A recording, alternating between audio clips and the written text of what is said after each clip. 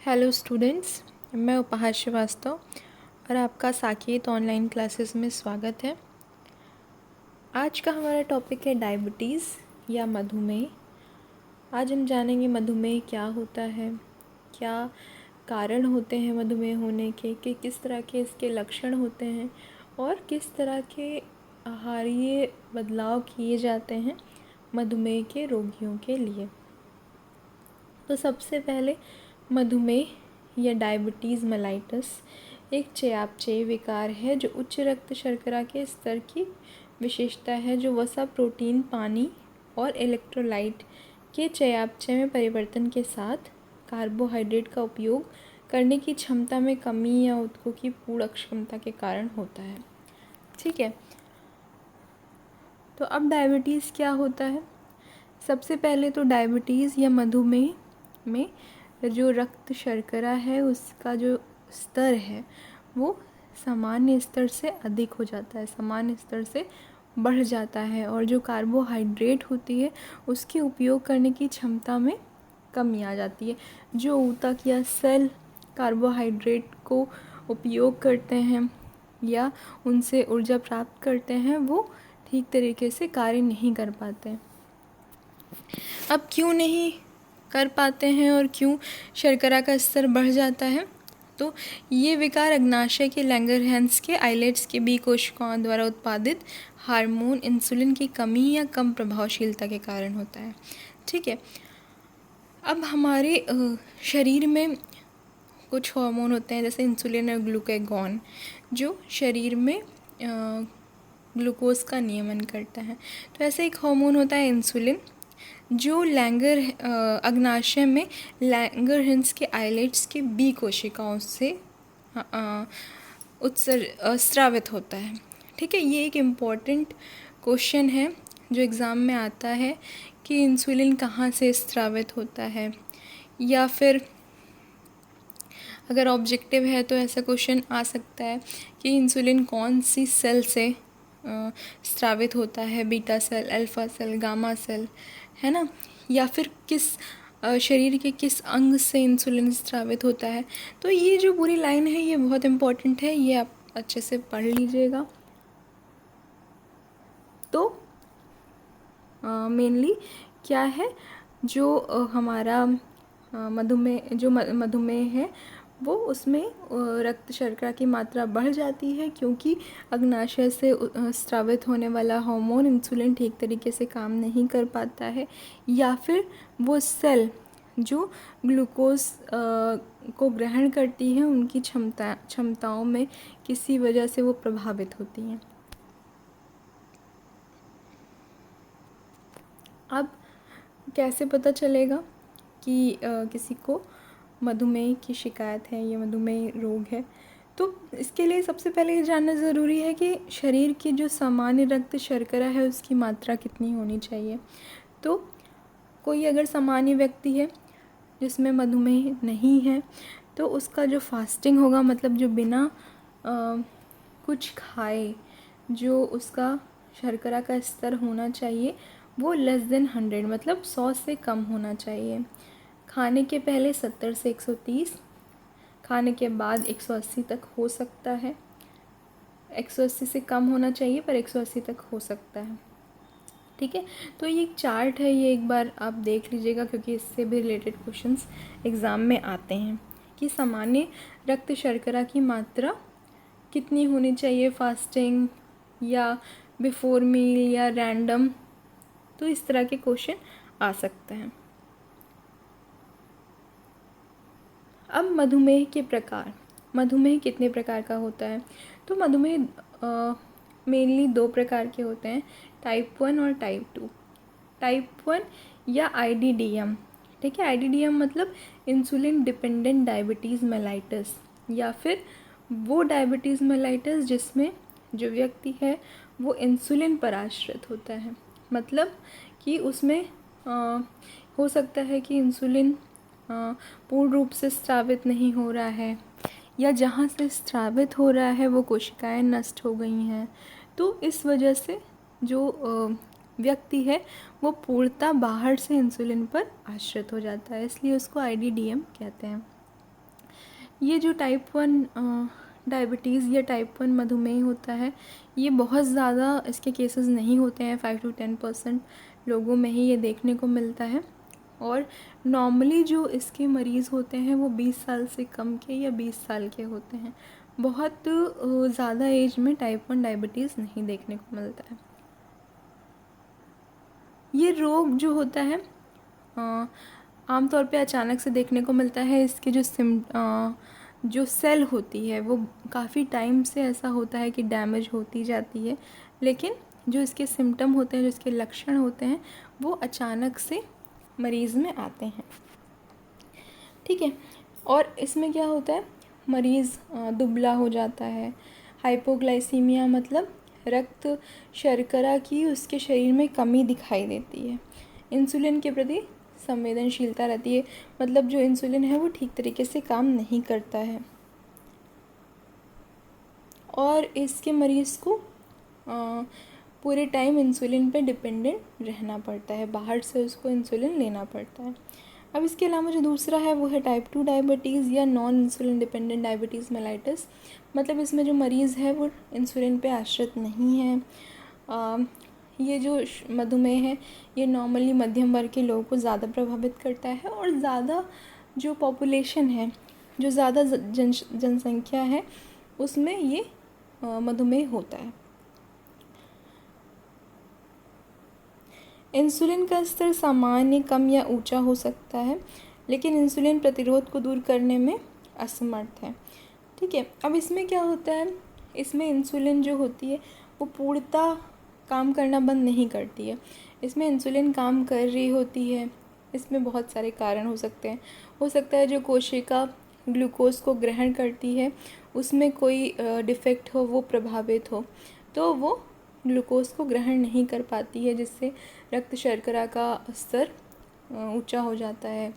या फिर इसके अलावा जहाँ से इंसुलिन रिलीज़ हो रहा है वो सेल प्रभावित हो रही हो, या फिर जो अंग है जैसे अग्नाशय है ना, जहाँ से इंसुलिन रिलीज़ होता है वो किसी वजह से प्रभावित हो।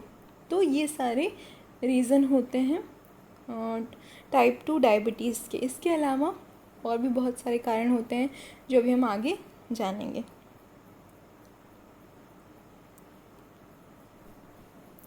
तीसरे टाइप का जो डायबिटीज़ होता है वो होता है गर्भवती महिलाओं में मधुमेह, या फिर उसको कहते हैं जेस्टेशनल डायबिटीज़।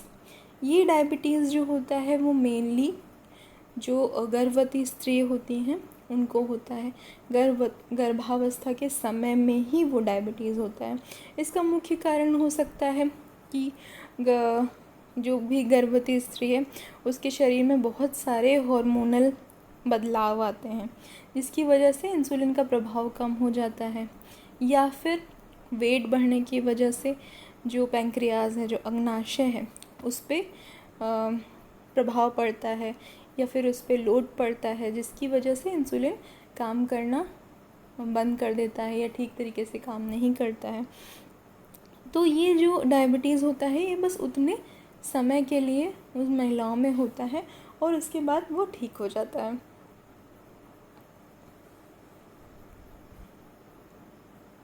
अब मधुमेह के क्या क्या कारण होते हैं, तो मधुमेह के कारण में जो सबसे पहला है वो होता है वंशानुक्रम। ये एक जेनेटिक डिजीज़ होती है। अगर किसी के पेरेंट्स में है तो बहुत ज़्यादा चांसेस होते हैं कि उसके बच्चे में मधुमेह रोग आए। ठीक है। इसके अलावा आयु, जैसे कि हमने देखा कि टाइप 1 डायबिटीज़ जो होता है वो कम आयु के लोगों को प्रभावित करता है, और जो टाइप 2 होता है वो मध्यम वर्ग की आयु को प्रभावित करता है। और यहाँ पे हम मध्यम वर्ग आयु के बारे में ही ज़्यादा बात करेंगे, क्योंकि हमने देखा कि जो टाइप 2 डायबिटीज़ है वही 90 to 95% पॉपुलेशन को प्रभावित कर रहा है। इसके अलावा लिंग, तो जो फीमेल्स हैं उनमें ज़्यादा देखने को मिला है जो डायबिटीज़ होता है मेल के कंपैरिजन में। हो सकता है कई बार उनके बॉडी टाइप की वजह से या हार्मोनल चेंजेस की वजह से ऐसा देखने को मिला है। इसके अलावा मोटापा या ओबेसिटी, ये भी एक बहुत इम्पॉर्टेंट कारण होता है ओबेसिटी का, डायबिटीज़ का, क्योंकि जब मोटापा बढ़ता है और स्टमक पे फैट डिपॉजिट हो रहा है तो वो कहीं ना कहीं अग्नाशय को प्रभावित करता है। इसके अलावा जो इंसुलिन की कार्य करने की क्षमता है उसको भी प्रभावित करता है। इसके अलावा आहार संबंधी कारण, मेनली जो मधुमेह है वो लाइफस्टाइल डिजीज़ होती है ना। तो अगर आहार संबंधी किसी भी तरह के बैड हैबिट्स हैं, जैसे कि कोई रिफाइंड सीरियल ज़्यादा ले रहा है, धुली हुई अनाज और धुली हुई दालें ज़्यादा ले रहा है ना, सब्जियों का प्रयोग कम कर रहा है, फलों का प्रयोग कम कर रहा है, खाने में बहुत ज़्यादा गैप है और इस तरह की फ्राइड फूड, जंक फूड, इस तरह की चीज़ें खा रहा है, तो उनमें मधुमेह का खतरा बढ़ जाता है। इसके अलावा संक्रमण, अगर अग्नाशय में किसी तरह का संक्रमण हो गया है या उसकी जो कोशिकाएं हैं उनमें वो संक्रमण फैल रहा है और किसी तरीके से वो कोशिकाएं प्रभावित होती हैं, तो इंसुलिन का जो निर्माण है, इंसुलिन का स्रवण है, वो प्रभावित होता है और मधुमेह का कारण बनता है। इसके अलावा हार्मोन, जैसे हमने देखा कि जेस्टेशनल डायबिटीज़ जो होता है प्रेगनेंसी में होता है क्योंकि बहुत सारे हार्मोनल चेंजेस होते हैं। इसी तरीके से बहुत सारे ऐसे हार्मोन्स होते हैं जो इंसुलिन को प्रभावित करते हैं, जिनकी वजह से मधुमेह हो सकता है। अब मधुमेह के लक्षण, तो अगर मधुमेह के लक्षण आते हैं एग्ज़ाम में तो सबसे जो इम्पॉर्टेंट लक्षण याद कर सकते हैं वो होते हैं 3P। कई बार ऐसा भी आता है कि 3P का अर्थ क्या होता है, मधुमेह में 3P का अर्थ क्या होता है, तो वो होता है पॉलीयूरिया, पॉलीडिप्सिया और पॉलीफेजिया, बहुमूत्रता, अधिक प्यास लगना और भूख में वृद्धि। तो अगर मधुमेह के लक्षण आते हैं तो ये 3 लक्षण आप आराम से लिख सकते हैं, मतलब इन्हें याद करना आसान है और ये सफिशिएंट होते हैं। इसके अलावा कमज़ोरी, प्रतिरोधक क्षमता का ह्रास, संक्रमण, डायबिटिक कोमा, डिहाइड्रेशन या निर्जलीकरण, घाव का जल्दी न सूखना, आँखों की रोशनी का कम होना और मूत्र में ग्लूकोज का आना या ग्लाइकोज यूरिया। ठीक है, ये सारे लक्षण होते हैं, ये एग्ज़ाम में आ सकते हैं, तो ये भी एक बार अच्छे से देख लेंगे। अब मधुमेह के रोगी का परीक्षण कैसे होता है, किस तरीके से पता चलेगा कि इसको मधुमेह की शिकायत है। तो जैसे कि पहले की स्लाइड में हमने देखा कि सामान्य रक्त शर्करा की मात्रा कितनी होती है, तो अब जो हम टेस्ट करते हैं तो अगर रक्त शर्करा की मात्रा सामान्य से अधिक है तो वो मधुमेह के रोगी का लक्षण है। जैसे फास्टिंग अगर 126 ml पर DL से ज़्यादा है तो ऐसा कहा जाएगा कि वो उनमें मधुमेह की संभावना हो सकती है अगर उनमें मधुमेह के लक्षण हैं। और अगर फास्टिंग या रैंडम रक्त शर्करा काफ़ी टाइम तक इसी स्तर पे बनी हुई है और साथ ही लक्षण आ रहे हैं, तब वो कंफर्म हो जाएगा कि ये मधुमेह का रोगी है। इसके अलावा कुछ और टेस्ट होते हैं, जैसे कि मौखिक ग्लूकोज सहिष्णुता परीक्षण या ओरल ग्लूकोज टॉलरेंस टेस्ट। इसमें क्या किया जाता है, इसमें जैसे कोई मरीज़ है जो रोज़ाना कम से कम 150 कार्बोहाइड्रेट युक्त आहार ले रहा है और सामान्य गतिविधि है, ठीक है, 3 दिन तक उसको ऐसा करना है और उसके बाद रात भर उपवास रखना है। उपवास के बाद जब वो सुबह आएगा तो उसको 75 ग्राम ग्लूकोज 200 या 300 मिलीलीटर पानी में घोल के दिया जाता है और उसके बाद फिर उसका टेस्ट किया जाता है और ग्लूकोज की मात्रा का अनुमान लगाया जाता है। यदि 2 घंटे बाद ग्लूकोज का स्तर 200 मिलीग्राम पर DL से अधिक है तो ऐसा कहा जाता है कि उसमें मधुमेह बीमारी हो सकती है। इसके अलावा ये एक ग्लाइकोसिलेटेड हीमोग्लोबिन या HbA1c टेस्ट होता है। ये 2-3 महीने का एक साथ टेस्ट हो सकता है कि 2-3 महीने तक ब्लड में शर्करा का स्तर कितना है। अगर जो उसकी सामान्य सामान्य स्थिति है उससे ज़्यादा है तो वो मधुमेह के रोगियों की श्रेणी में आएगा। अब यहाँ पे इसकी सामान्य वैल्यू दी गई है 4 से 6%। अगर कोई मधुमेह का रोगी नहीं है तो उसमें HbA1c का मान 4 से 6% होगा। और अगर कोई मधुमेह का रोगी है तो उसमें HbA1c का लेवल 6 से ऊपर दिखाई पड़ेगा। अब अगर हम पोषक प्रबंधन की बात करें कि मधुमेह के रोगियों को किस तरह का भोजन देना चाहिए, तो सबसे पहले तो ऊर्जा की बात करते हैं। तो टाइप 1 मधुमेह के रोगी की जो कैलोरी होती है वो समान वृद्धि और विकास, शारीरिक गतिविधि या फिजिकल एक्टिविटी और शरीर के वांछित वजन के आधार पर निर्धारित की जाती है। ठीक है, कि उसका वृद्धि और विकास कैसा है, किस क्रियाशीलता का है, सेडेंट्री है, मॉडरेट है कि हैवी वर्कर है, और उसका वज़न कितना है। इसके आधार पर उसकी ऊर्जा का निर्धारण किया जाता है। और टाइप 2 जो डायबिटीज़ होती है उसमें अक्सर, क्योंकि ये एक फैक्टर भी होता है मोटापा, तो मधुमेह के रोगी अगर मोटे हैं या मोटापे से ग्रस्त हैं तो वज़न को घटाने के लिए उनकी कैलोरी का समायोजन किया जाता है। मतलब जो उनकी कैलोरी को डिसाइड किया जाता है वो उनके वज़न के हिसाब से किया जाता है। और जब भी आहार तालिका बनाई जाती है तो वज़न और ऊंचाई के आधार पे उनका जो आइडियल बॉडी वेट है, बॉडी वेट क्या होना चाहिए, उसकी गणना की जाती है।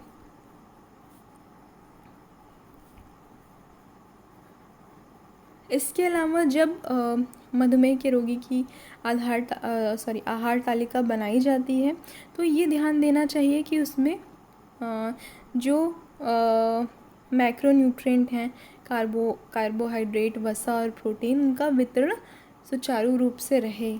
जैसे कि जो कार्बोहाइड्रेट होती है वो ऊर्जा का 60 to 65% जो होता है वो कार्बोहाइड्रेट से आना चाहिए, 20 to 35% वसा से और 10 to 35% प्रोटीन से आना चाहिए।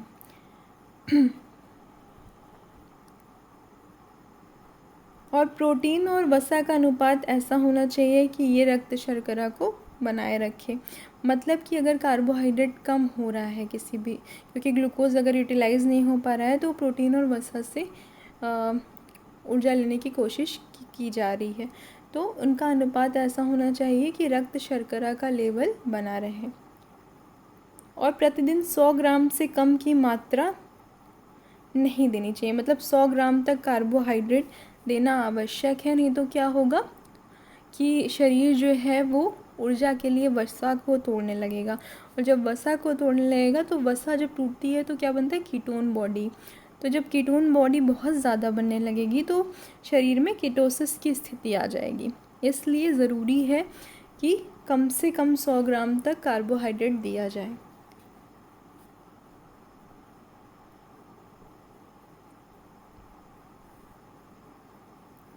इसके अलावा कार्बोहाइड्रेट कितना देना है, उसके अलावा ये भी ध्यान देना चाहिए कि किस तरह का कार्बोहाइड्रेट दे रहे हैं।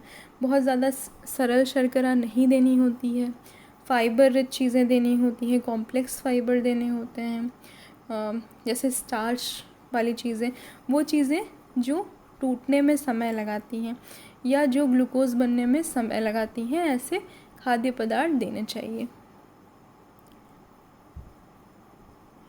अब फ़ैट में सैचुरेटेड की जगह पॉलीअनसैचुरेटेड फ़ैट देना चाहिए। सैचुरेटेड क्या होता है, जैसे बटर, मक्खन, घी जो रूम टेम्परेचर पे जम जाता है, उसकी जगह अनसैचुरेटेड फ़ैट देने चाहिए जो हार्ट के लिए भी अच्छे होते हैं और रूम टेम्परेचर पे जमते नहीं हैं और शरीर में जाके जो हमारी आर्टरीज़ होती हैं उनको अफेक्ट नहीं करते। प्रोटीन की आवश्यकता में बहुत ज़्यादा बदलाव नहीं आता है। नॉर्मली जैसे 1 to 1.5 ग्राम पर बॉडी वेट प्रोटीन दिया जाता है, उतना ही दिया जाता है। अब जैसे हमने बोला कि कार्बोहाइड्रेट के प्रकार भी ध्यान में रख के आहार तालिका बनानी चाहिए। तो यहाँ पे दिया हुआ है, सामान्य रक्त शर्करा के स्तर को बनाए रखने के लिए भोजन में कार्बोहाइड्रेट के प्रकार और मात्रा दोनों पर ध्यान देना चाहिए। सरल शर्करा के बजाय जटिल स्टार्च के रूप में कार्बोहाइड्रेट देना चाहिए। अनाज, सब्जियाँ जिनमें फ़ाइबर हो, बिना धुली दालें, बिना धुले अनाज, और अगर बीच में भूख लग रही है तो फ्रूट सैलड, वेजिटेबल सैलड, अंकुरित दालें या सब्जियाँ अंकुरित दालें या अनाज, ये सारी चीज़ें आहार तालिका में सम्मिलित करनी चाहिए। जैसे यहाँ पे दिया हुआ है, जई, जौ, फलों और फलियों में मौजूद घुलनशील फाइबर फास्टिंग ब्लड शुगर और ग्लाइकोजूरिया को कम करते हैं तथा इंसुलिन के प्रति संवेदनशीलता में सुधार करते हैं। ठीक है, तो ये जो फाइबर होते हैं वो इन सारी चीज़ों में भी हेल्प करते हैं। इसलिए रोज़ाना लगभग 40 ग्राम डाइटरी फाइबर देना चाहिए। मतलब जो आहार तालिका हो उसमें 40 ग्राम तक फाइबर को इंक्लूड किया जाए, जिसमें साबुत अनाज, जौ, रागी, जई, पत्तेदार सब्जियां, बीन्स, साबुत दालें, ये सारी चीज़ें सम्मिलित होनी चाहिए। और मैदा, सूजी, अरारोट, साबूदाना, जूसेस, जो भी रिफाइंड खाद्य पदार्थ हैं उन पे प्रतिबंध लगाना चाहिए। जूस की जगह फल दिया जा सकता है, जूस को अवॉइड करना चाहिए। अब आहार आयोजन कैसे हो और आहार देने का तरीका क्या होना चाहिए, है ना। तो सभी मधुमेह रोगियों में भोजन की मात्रा तथा भोजन के समय को नियमित तथा निर्धारित करना आवश्यक है, क्योंकि अगर कोई मेडिसिन ले रहा है जो मरीज़ है तो उसके हिसाब से उसका भोजन निर्धारित करना और नियमित करना आवश्यक है। और क्योंकि मधुमेह जो होती है वो एक लाइफस्टाइल डिजीज़ होती है। ठीक है, अगर लाइफस्टाइल नहीं सही है तो मधुमेह होता है और बढ़ता जाता है। ठीक है, तो मधुमेह में मेनली क्या करना है, रक्त शर्करा के स्तर को नियंत्रित करना है बस। तो अगर इतना कर लिया गया तो आगे की जो परेशानियां हैं वो कम हो जाती हैं। अब जैसे यहाँ पे दिया है, सरल शर्करा को आहार में कम सम्मिलित करना चाहिए। बताया है कि फाइबर रिच फूड देने चाहिए, कॉम्प्लेक्स फाइबर देना चाहिए, स्टार्च वाली चीज़ें, जो चीज़ें जल्दी से टूटे नहीं, ऐसी चीज़ें, ऐसा कार्बोहाइड्रेट आहार में सम्मिलित करना चाहिए। फास्टिंग तथा फीस्टिंग से मरीज़ को बचाना चाहिए। ना ही फास्टिंग करनी चाहिए, मतलब ना ही व्रत रखना चाहिए, और ना ही फीस्टिंग करनी चाहिए, मतलब ना ही दावत करनी चाहिए। मतलब दावत मतलब कि बहुत ज़्यादा फ्राइड फूड या स्वीट्स बहुत ज़्यादा खा रहे हैं या बाहर की कोई चीज़ खा रहे हैं, तो ये दोनों चीज़ें नहीं करनी चाहिए। व्यायाम तथा आहार के साथ समायोजन किया जा सकता है, बिल्कुल, क्योंकि जब भी हम व्यायाम करते हैं तो उतनी एनर्जी हमारी वेस्ट हो रही है, तो उसके अकॉर्डिंग हमें आहार आयोजन करना चाहिए कि अच्छा इसके बाद हम क्या दें तुरंत कि उसमें एनर्जी उसकी उपयोग हो जाए। विनिमय सूची का प्रयोग आहार तालिका बनाते समय करना चाहिए, जिससे आहार में विविधता तथा अनुशासन लाया जा सके। ठीक है, विनिमय सूची के बारे में बताया है क्या होती है, जिसमें जो हर भोज्य समूह है उसके हिसाब से उसमें सभी पोषक तत्वों का निर्धारण किया जाता है। तो विनिमय सूची के हिसाब से जब हम आहार तालिका बनाते हैं तो उनमें विविधता डाल सकते हैं, और इसके साथ ही अनुशासन भी डाल सकते हैं कि कितनी कैलोरी किस टाइम पे देनी चाहिए, कि ब्रेकफास्ट में हमको इतना ही 200 किलो कैलोरी का ही ब्रेकफास्ट देना है या फिर 500 किलो कैलोरी का ही लंच देना है। तो ये हम विनिमय सूची के द्वारा निर्धारित कर सकते हैं। इसके अलावा आहार आयोजन में विटामिन तथा खनिज लवण की उचित मात्रा हो, तो आहार आयोजन में हर तरह के विटामिन और खनिज लवण की आवश्यकता पूरी होनी चाहिए कि बाहर से आपको सप्लीमेंट ना लेना पड़े। और ऐसे विटामिन और खनिज लवण का ज़्यादा से ज़्यादा उपयोग करना चाहिए जो इस बीमारी के लिए आवश्यक है, जैसे विटामिन सी हो गया, विटामिन ए हो गया, है ना। और अगर हम खनिज लवण की बात करें तो क्रोमियम हो गया, जो इंसुलिन के निर्माण के लिए आवश्यक होता है। तो ऐसे बहुत सारे विटामिन और खनिज लवण हैं जो मधुमेह के रोगियों के आहार में सम्मिलित करने चाहिए, जिससे उसे बाहर से सप्लीमेंट ना लेना पड़े। अब जब हम टेबल शुगर नहीं दे सकते हैं उसको, टेबल शुगर मतलब जो सामान्य शर्करा हमारे घर में यूज़ होती है, तो वो हम मधुमेह के रोगियों को जनरली नहीं देते हैं। तो इसकी जगह बहुत सारी आर्टिफिशियल शुगर आती है, जो हम लोगों ने कई बार घर में देखा होगा कि शुगर फ्री कहते हैं उसको।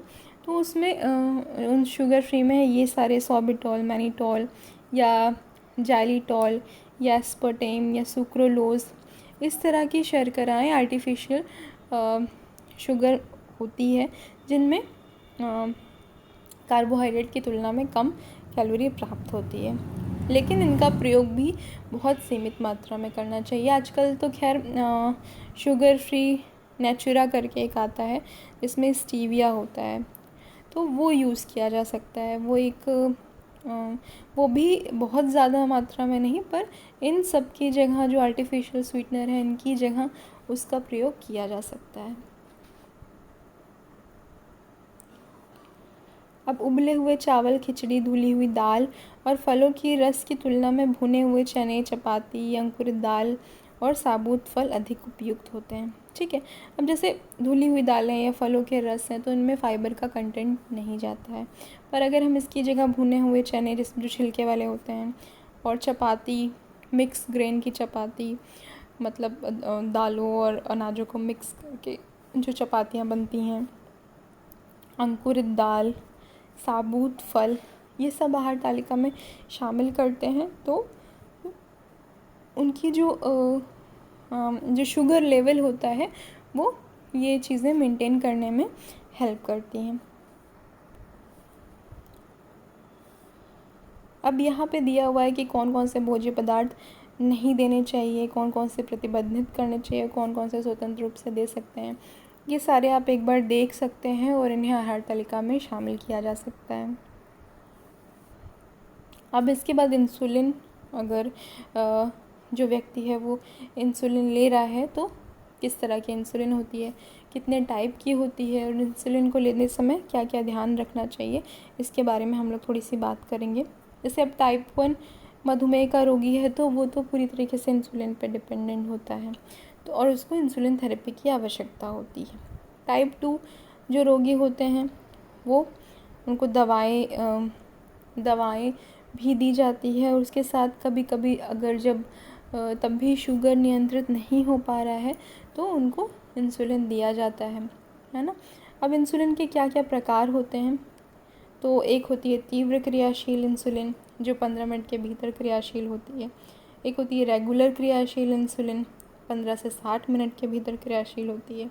इंटरमीडिएट इंसुलिन 2 घंटे के बाद होती है, और लंबे समय तक काम करने वाली इंसुलिन जो होती है वो 4 से 6 घंटे से पहले रक्त शर्करा को कम नहीं करती।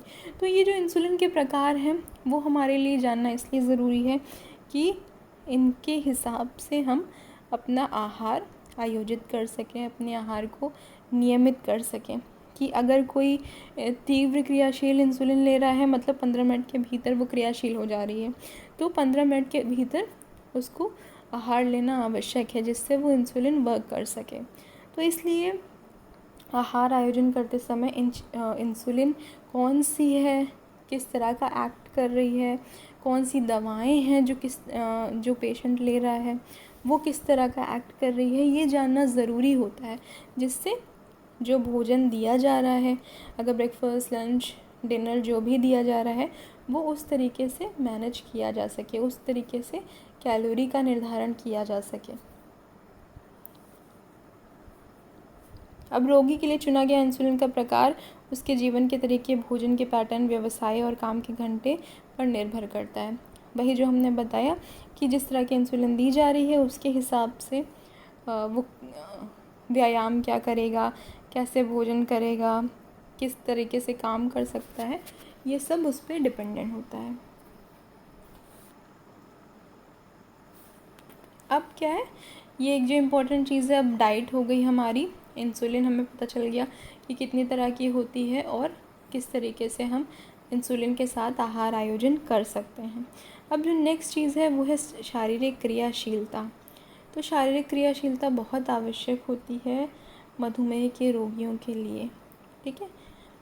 और व्यायाम मांसपेशियों की कोशिकाओं पर इंसुलिन रिसेप्टर की संख्या में वृद्धि करके इंसुलिन दक्षता बढ़ाता है। अब अगर शरीर में जो मधुमेह रोग है वो कोशिकाओं के प्रभावित होने से हो रहा है, तो व्यायाम कई बार क्या करता है, कोशिकाओं को जो रिसेप्टर्स होते हैं, जो इंसुलिन हमारे शरीर में स्रावित हो रहा है और जो कोशिकाएं ग्रहण कर रही हैं, कोशिकाएं उपयोग कर रही हैं, तो जो उनके रिसेप्टर्स होते हैं उनमें वृद्धि होती है, जिससे इंसुलिन काम करने लगता है। तो इसलिए व्यायाम ज़रूरी होता है जिससे इंसुलिन ठीक तरीके से वर्क कर सके। या हृदय संबंधी जोखिम कारकों को कम करता है, वजन को नियंत्रित करने में मदद करता है। जैसे बताया कि टाइप 2 के पेशेंट अक्सर ओबीज़ होते हैं, मोटापे से ग्रस्त होते हैं, और अगर कोई मोटापे से ग्रस्त है तो उसमें शुगर के स्तर को कम करना बहुत मुश्किल होता है। इसलिए ज़रूरी है कि, और इसके साथ साथ ही उनमें अन्य रोगों के भी होने की संभावना बढ़ जाती है। इसलिए ज़रूरी है कि मोटापे को कम किया जाए, वज़न को नियंत्रित किया जाए, जिससे शुगर का स्तर नियमित हो सके। व्यायाम नियमित होना चाहिए, रोगी की उम्र के हिसाब से, रुचि के हिसाब से, मधुमेह के प्रकार के हिसाब से और सामान्य स्वास्थ्य पर निर्भर करना चाहिए, ठीक है। तो सबसे पहली बात, नियमित होना चाहिए। रोज़ अगर कुछ नहीं तो 30 to 45 मिनट किसी भी तरह की एक्सरसाइज या वॉकिंग करनी चाहिए। व्यायाम की योजना बनाते समय रोगी की उम्र देखनी चाहिए, रुचि देखनी चाहिए, कौन से प्रकार का मधुमेह है वो देखना चाहिए। जैसे कि रोगी की उम्र मान लो कोई 80 साल का है या 85 साल का, 90 साल का है, उसको कोई बोल देगा कि नहीं आप रोज़ बहुत ही हाई एक्टिविटी करिए, बहुत ही ज़्यादा इंटेंस एक्सरसाइज करिए, तो वो नहीं कर सकता है। तो इसलिए देखना ज़रूरी है कि उसकी एज क्या है, वो क्या कर सकता है, उसके पास कितना टाइम है, उस टाइम में किस तरह की एक्सरसाइज को मैनेज करना है, उसकी रुचि क्या है। हो सकता है उसको कोई गेम पसंद हो, उसको स्विमिंग पसंद हो, तो इस तरह की एक्सरसाइज शामिल की जा सकती है। मधुमेह का प्रकार कौन सा है, जैसे अगर टाइप 1 डायबिटिक है कोई पेशेंट, और तो वो एक तो कम एज का कोई होगा, इंसुलिन डिपेंडेंट होगा, तो ये देखना है कि कौन सी इंसुलिन लग रही है उसको और वो कितने समय तक एक्सरसाइज कर सकता है। कहीं वो ऐसा ना हो जाए कि उसके शरीर में शर्करा का स्तर अचानक से कम हो जाए, तो ये सब देखना आवश्यक होता है। अब ये तो था पूरा चैप्टर। अब यहाँ पे कुछ प्रश्न दिए हुए हैं, वो आप लोग देख सकते हैं, और अगर इसके अलावा आपके कुछ क्वेश्चंस हैं तो आप कमेंट बॉक्स में पूछ सकते हैं। और बीच में वीडियो के बीच में भी जो हमने कुछ चीज़ें बताई हैं कि एग्ज़ाम में आ सकती है, उनको एक बार अच्छे से देख लीजिएगा। और भी किसी तरह की अगर क्वेरी हो तो आप पूछ सकते हैं, हम पूरी कोशिश करेंगे कि उसका आंसर दे सकें। Thank you.